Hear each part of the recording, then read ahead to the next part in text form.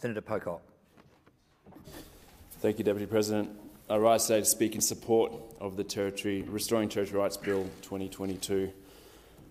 I want to start by acknowledging the member for Canberra, Alicia Payne, and the member for Solomon, Luke Gosling, who co-sponsored this bill and successfully moved it through the House. This isn't the Parliament's first attempt to pass a bill of this nature. I'd also like to acknowledge the previous efforts by the member for Fenner and Assistant Minister of Competition, Charities and Treasury, Dr Andrew Lee, as well as Senator Gallagher, the member for Bean, David Smith, and the many other territory representatives who have pushed this issue over the years.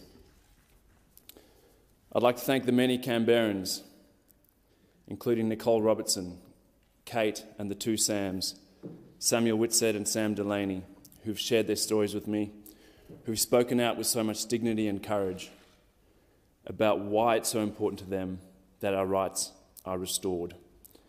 I'd like to thank the many people who've given their time raising awareness, making the argument.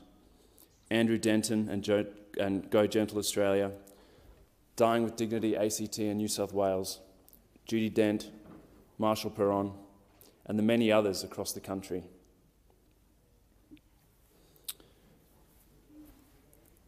I've spent some time with Samuel Whitsett, a 39-year-old contemplating end-of-life choices. No 39-year-old should have to contemplate the end of their life, but Sam is. No father should be fundraising for his son's funeral, but Sam's dad is. As Sam has said to me, he knows speaking up may not allow him to get the kind of end-of-life choices people living in every one of Australia's states do, but his hope is that by telling his own story, that one day, those in the ACT will. That's what courage looks like. In 1997, Kevin Andrews' private member's bill, the Euthanasia Laws Act, came into effect, immediately making the people of the ACT and Northern Territory second-class citizens to their family, friends and neighbours living in the states. Much has changed in Australia since 1997.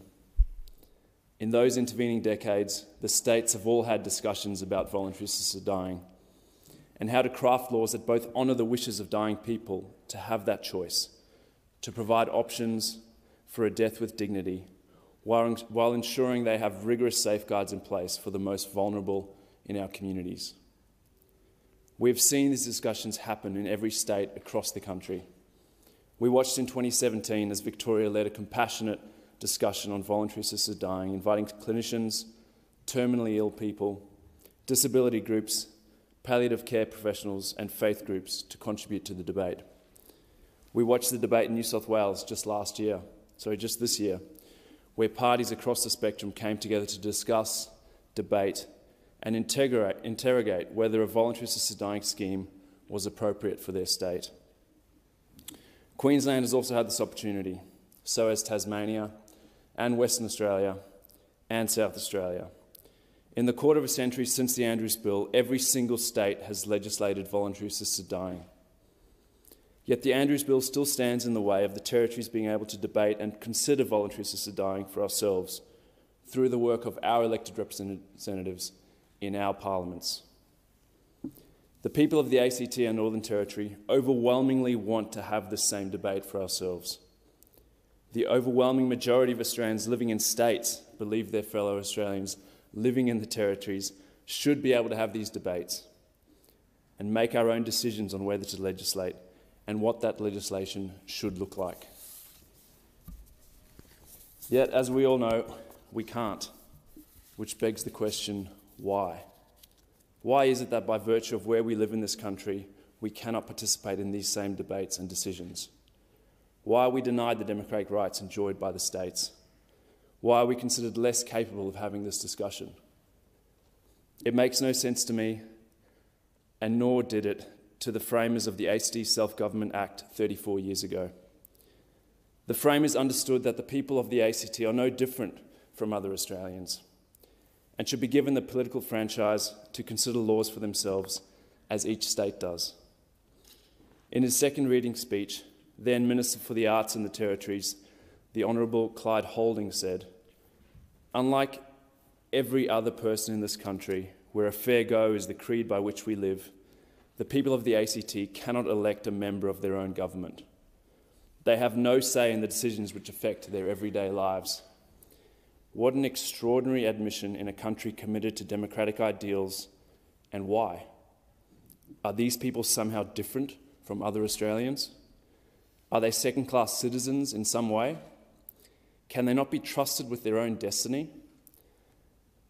The simple answer to all these questions is very simple. The only difference between those people and the rest of Australia is that they live in the Australian Capital Territory. Nothing separates us from the rest of Australia other than a jagged line on the map and fewer representatives in this chamber. The ACT and Northern Territory governments are expected to run their own treasuries and manage their own finances. They must run their own health and child protection systems. They collect revenue, they provide public transport, build public infrastructure, and face public scrutiny for their decisions and actions. They were represented on the National Cabinet and played their part in keeping their people safe through the uncertain years of the pandemic. Simply, the ACT and Northern Territory governments and legislative assemblies are expected every day to make complex, life-changing choices on behalf of their citizens. They are no less capable of having a discussion on voluntary assisted dying than every other state. I've listened respectfully and read the arguments to the contrary. In his first reading speech, the architect of the Euthanasia Laws Act stated his bill simply reflected the national approach to voluntary assisted dying. He stated that his bill was designed to bring the Northern Territory in line with every other state and territory. 25 years on, and is now the ACT and the Northern Territory that are forced to be out of step with the rest of the country. We know that over 3/4 of people nationally support the ACT and NT in having these decisions for themselves. I've heard it said that the territories are incapable of having these discussions as their parliaments do not have an upper house. But neither does the Queensland Parliament. And why is it that only on this topic that this issue is raised? It's clear to me that the concern lies in the subject matter itself. The issue of territory rights was tied to voluntary assisted dying 25 years ago in the Andrews Bill. I recognise that people have deeply held convictions on voluntary assisted dying. I don't discount the personal, ethical, or faith-based perspectives brought to this chamber by senators, or their right to view legislation through that lens. However, as legislators, I believe it is our responsibility to unpick complexity and to set our own beliefs in the context of how we promote the equal treatment of all Australians before the law. As former ACT Chief Minister and Senator for the ACT, Gary Humphries, has said, the ACT is mature enough to have this debate for ourselves. This is not the chamber to be debating voluntary assisted dying, and no one here is asked to do so. Senators are only being asked to allow the territories to have the debate for themselves. Just as every state has done, people will be able to contribute their perspectives and concerns on whether a scheme is established and what it looks like through their representatives in the legislative assemblies. I've confirmed with both the Chief Minister of the NT and the ACT Minister for Human Rights that draft legislation on this matter does not yet exist. Both territories will engage in a rigorous consultation process in the formulation of any bill, which will also be the subject of debate in the legislative assemblies. There are divergent views on this matter. These views need to be heard and considered, but that should be done in the legislative assemblies. Let me be clear, here in this place, each one of us is being asked to decide whether you believe the people who live in the ACT, as well as those who live in the Northern Territory, deserve fewer democratic rights than their family, friends, and neighbours who live in the states.